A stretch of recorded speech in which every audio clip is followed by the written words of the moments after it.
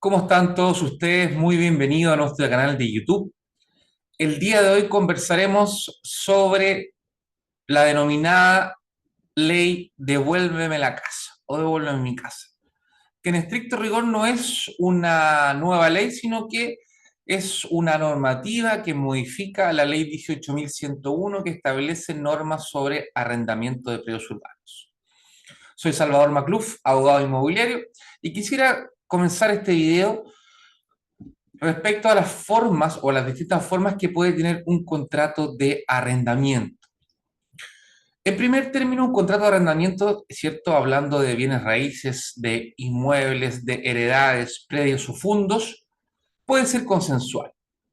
Es decir, que no se requiere ninguna formalidad a efectos de su existencia. Es decir, si hay un acuerdo entre la cosa, en este caso entre un inmueble y el precio o la renta, se entiende desde que ese momento existe este tipo de convención. Es decir, por ejemplo, usted me dice, Salvador, ¿usted me arrendaría esa bodega en la suma de 200.000 pesos?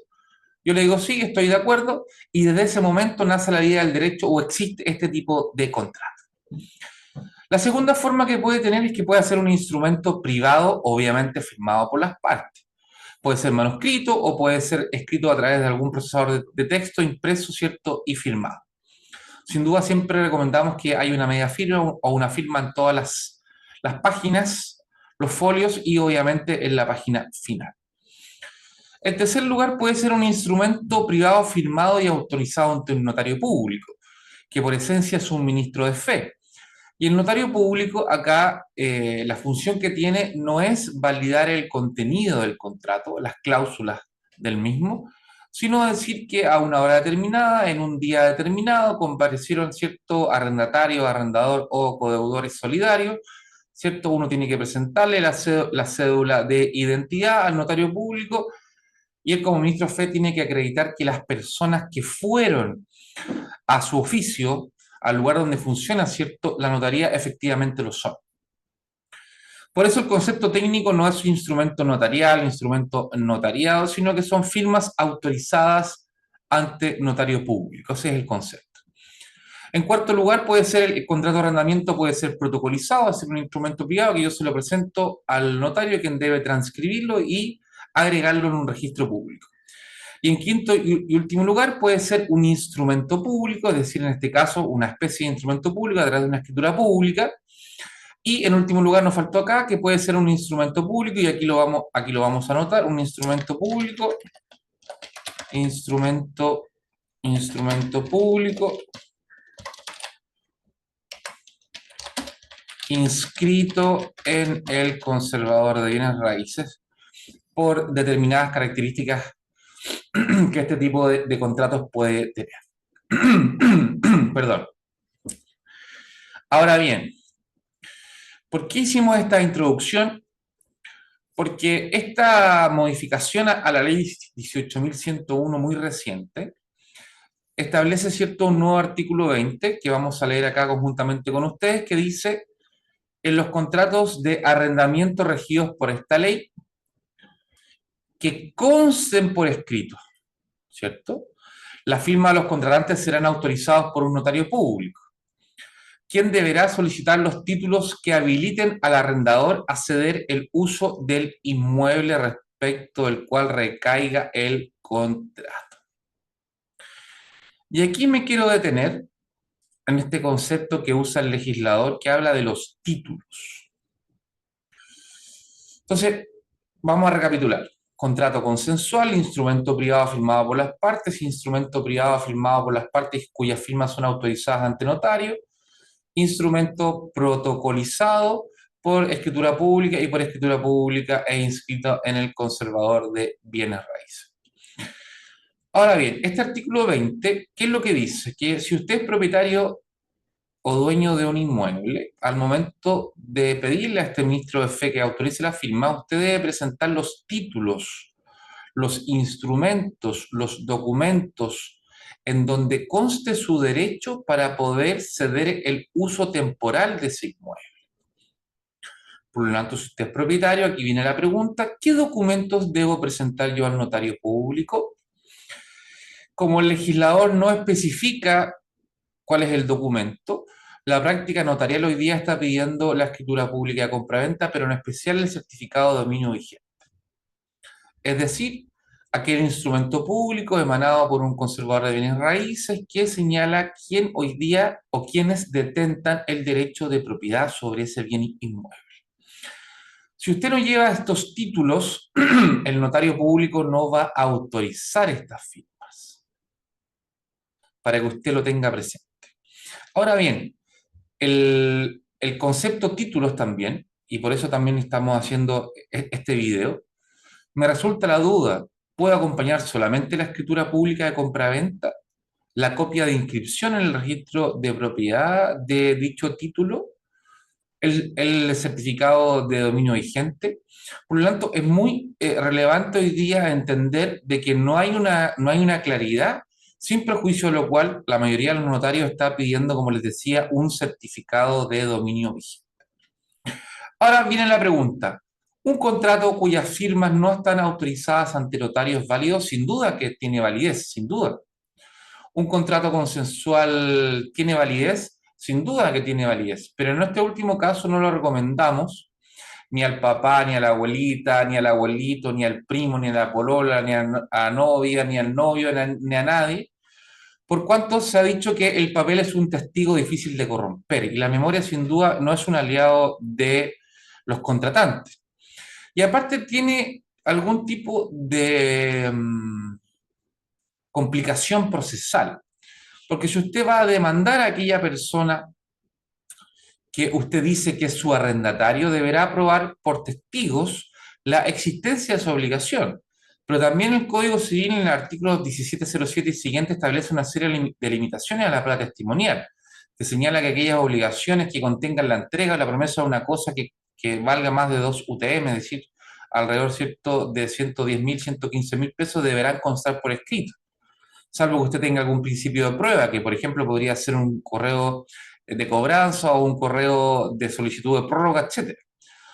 Por lo tanto, hoy día tenemos esta complejidad procesal y nosotros siempre lo que recomendamos sin duda es que conste a lo menos por escrito firmado por las partes y sin duda si es autorizado ante notario tendrá algún tipo de virtud.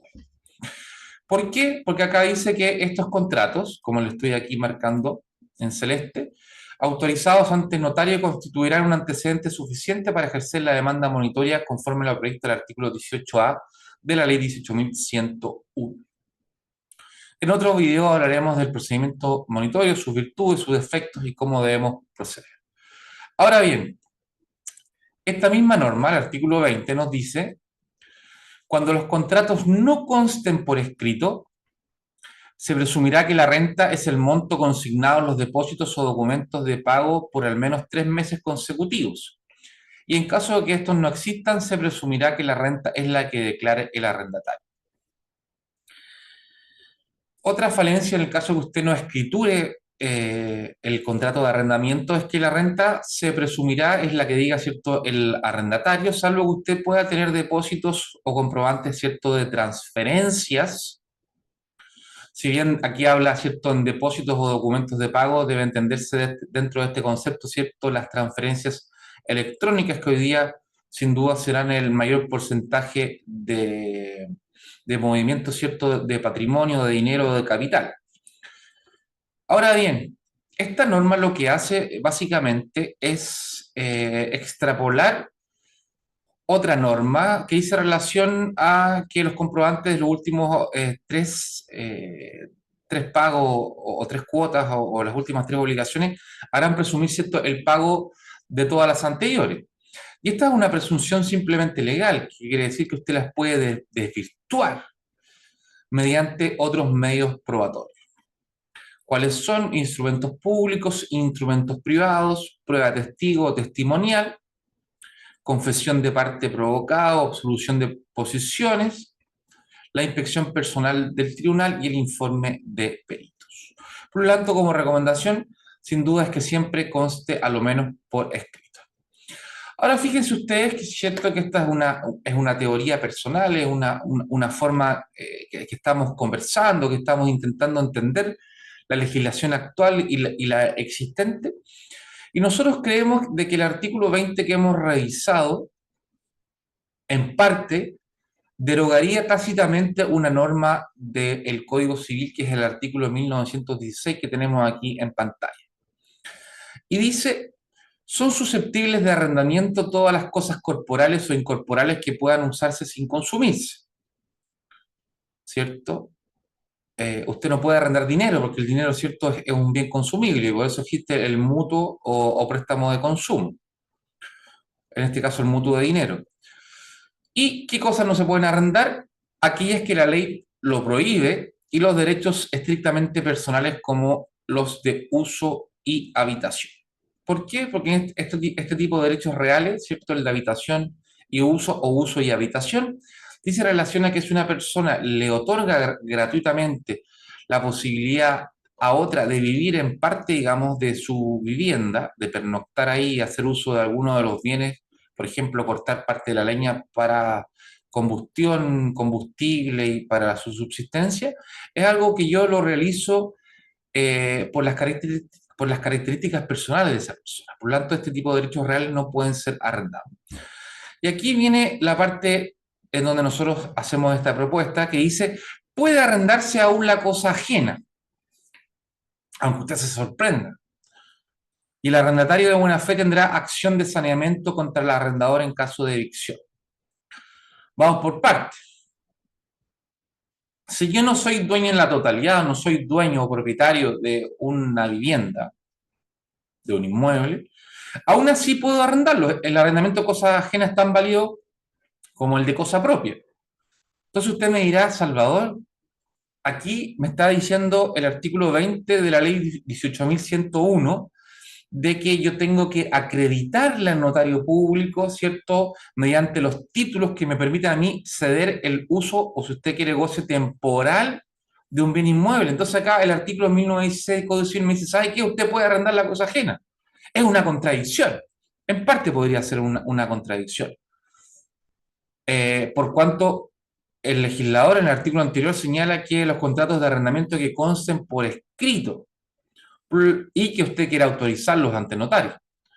Por lo tanto, perfectamente una persona que no es dueña de un inmueble, no es dueño de la totalidad, como veremos, hoy día podrá seguir arrendando, pero no podrá autorizar esas firmas ante notario. ¿Y por qué acá les coloco el caso de los herederos? Porque acá, ¿cierto?, tenemos mucho en este canal de YouTube, que tú espero que estés suscrito, si no que te suscribas, le coloques la campanita, compartas y también puedas comentar para saber si te agradó o no te ha agradado este video.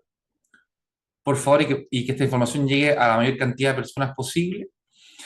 Conversamos con los alumnos de Derecho, con colegas también, con administradores de propiedades, con corredores inmobiliarios, que es el caso de los herederos, ¿cierto? Cuando uno capta una propiedad, cuando uno le pide a una persona, ¿cierto?, la posibilidad de intermediar ese bien inmueble para ofrecerlo a sus clientes para venderlo, lo primero que debe hacer es un estudio de títulos y solicitar sin duda los documentos, los antecedentes y los títulos en donde conste el derecho de la persona que está vendiendo.